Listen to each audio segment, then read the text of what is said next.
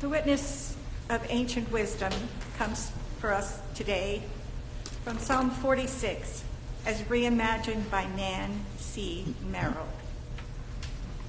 Be still and know that I am love. Awaken. Befriend justice and mercy. Do you not know you bear my love? Who among you will respond? O Blessed One, you know all hearts. You are ever with us. May love ever guide our lives.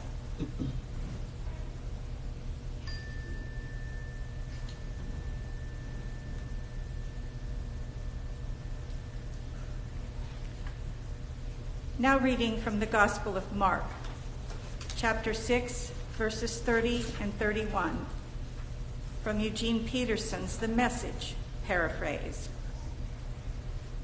The apostles then rendezvoused with Jesus and reported on all that they had done and taught. Jesus said, "Come off by yourselves. Let's take a break. Get a little rest." For there was constant coming and going. They didn't even have time to eat.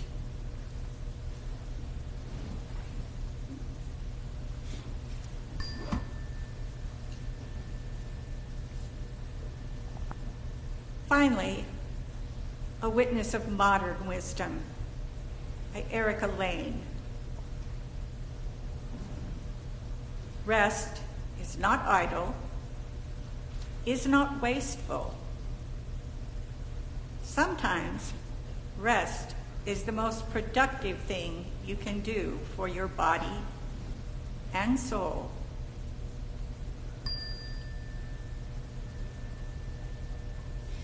God is still speaking, and we are still listening. Thanks be to God.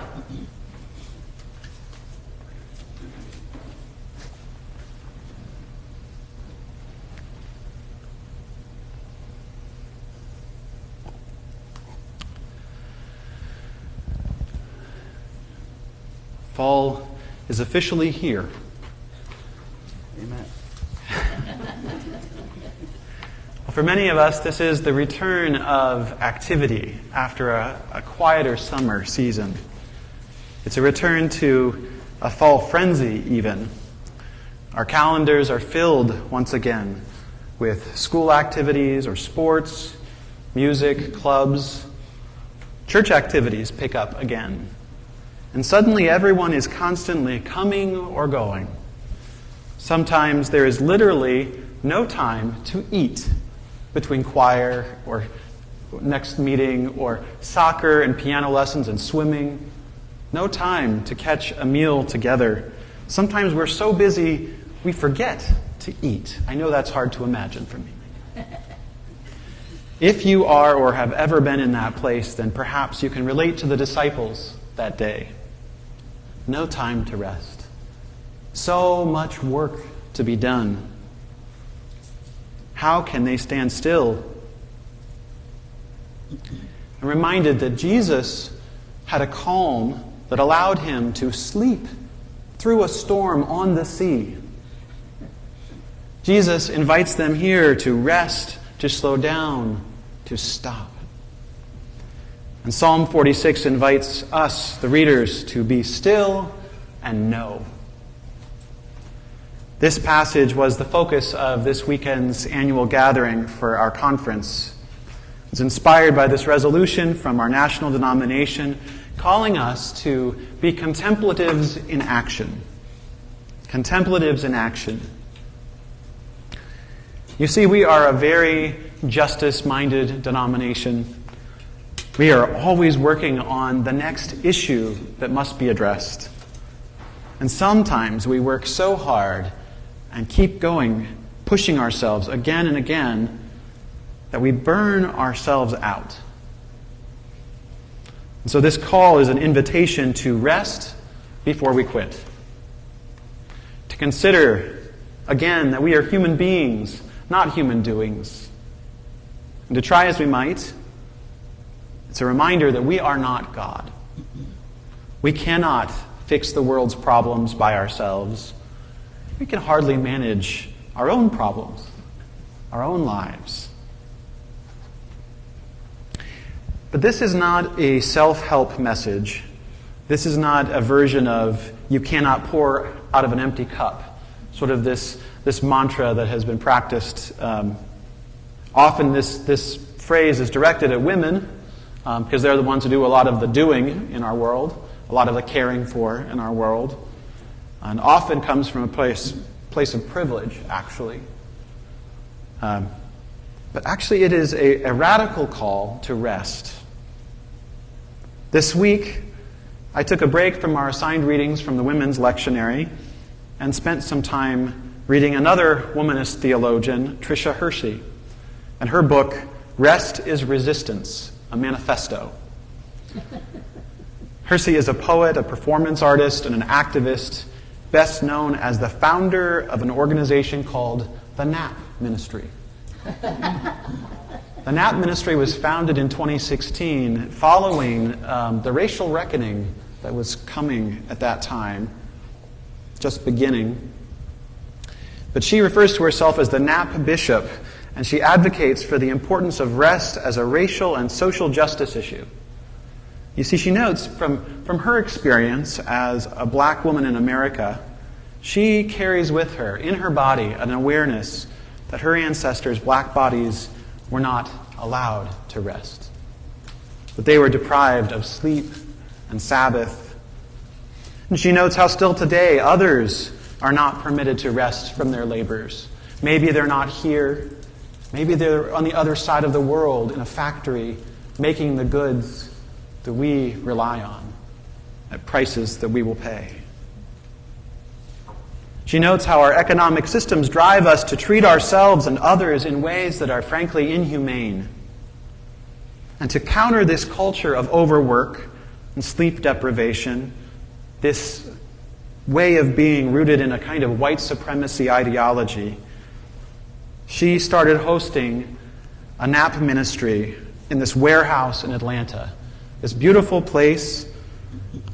And she invites people to come every Sunday and take 30 or 40-minute naps together. They hand out T-shirts that says, "My pastor likes it when I take a nap in church."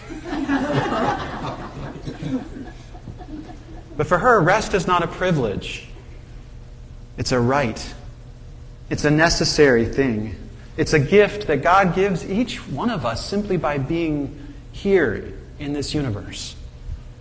We are entitled to Sabbath, ceasing of all of the work that we do. It's part of our hustle culture, part of our grind culture, she says. And it's not new. Thomas Merton writes, "There's a pervasive form of contemporary violence in which the idealist most easily succumbs: activism and overwork. The rush and pressure of modern life are a form, perhaps the most common form, of its innate violence. To allow oneself to be carried away by a multitude of conflicting concerns, to surrender to too many demands, to commit oneself to too many projects, to want to help everyone in everything, is to succumb to violence. The frenzy of our activism neutralizes our work for peace. It destroys our own inner capacity for peace. It destroys the fruitfulness of our own work because it kills the root of inner wisdom which makes work fruitful."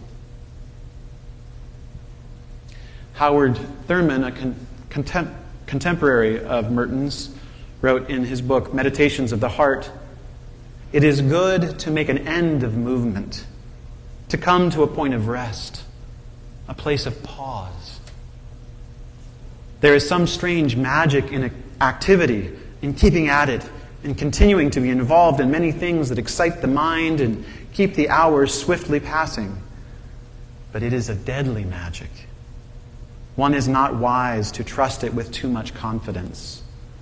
The moment of pause, the point of rest, has its own magic."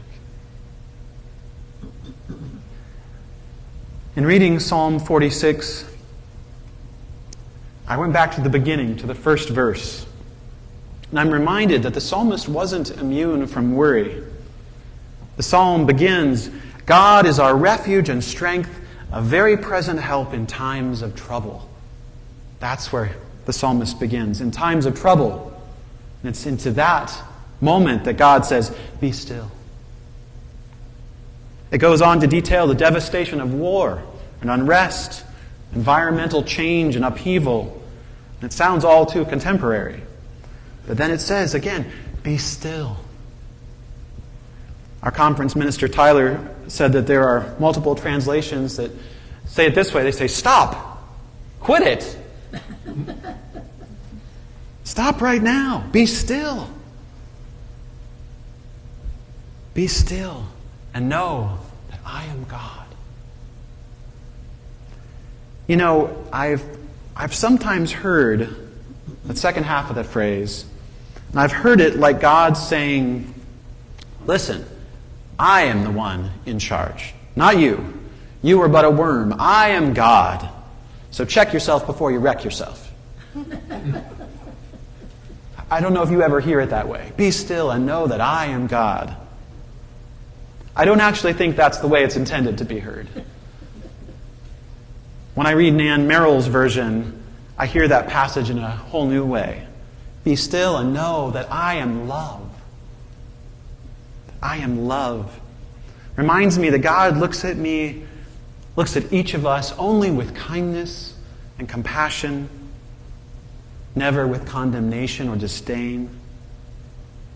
Reminds me to look around and see love at work all around me. Reminding me to recognize God's love at work here in our midst. Beloveds, hear this good news today. Amidst the troubles of this world, amidst the overwhelm of our lives, the Holy One, our God, says, be still and know that I am love. Love does not require us to wear ourselves out doing all the things. Love does not require us to crawl on our knees 100 miles through the desert, as Mary Oliver so beautifully put it. Love invites us to rest, to trust, to recognize that we are, above all other things, beloved of God, and our bodies deserve rest. God is already at work in and around us, bringing good into being. And so this week, I invite you to ask yourself, if I'm feeling overwhelmed, if I'm feeling hurried, if I'm feeling confused about what to do next, how might I set aside just 5 minutes for quiet reflection? Are there practices that I have tried in the past that have been helpful? Might I try those again? Are there practices I've never tried that I might try for the first time? What would it take to give myself permission to rest? When and how can I give myself that gift this week? I hope you find a way. I hope you find 5 minutes of stillness this week. May we learn to be still and know always that God is love. Amen.